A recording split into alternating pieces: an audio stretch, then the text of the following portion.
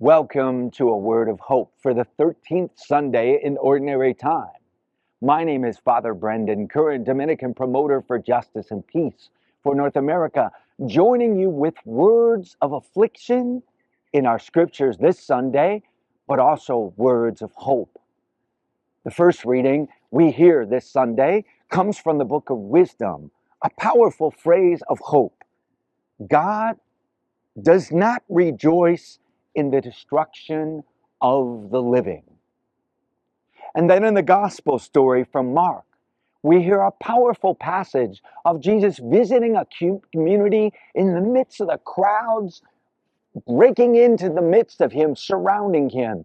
And in the midst of the crowd, a woman of years and years of affliction tries to reach out and touch the hem of his cloak, seeking healing after years and years of affliction. God does not rejoice in the destruction of the living. This week, Dominican justice promoters joined together from all across the United States. And amidst that gathering, as we do each and every year, the Dominican justice promoters heard from a witness, Enrique Morones, who serves as an advocate at the southern border of the United States in California, trying to serve in humanitarian aid for those who attempt with great risk to cross the desert through into the United States. He shares of a difficult and arduous journey of a man who rode the freight trains all the way through Mexico for days and days, and then as he approached the United States, fell between the trains, thus cutting off his arm and his leg, severed them both, forever becoming a paraplegic for life.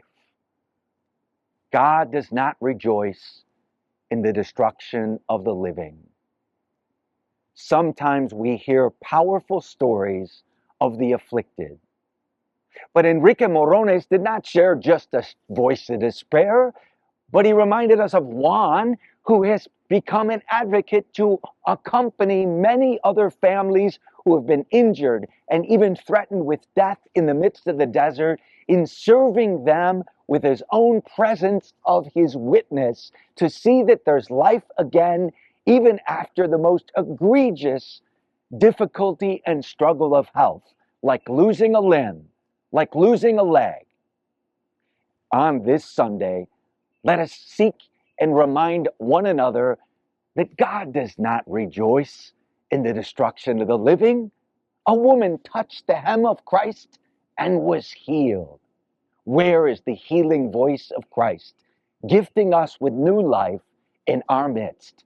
Let that be a ray of hope for our world.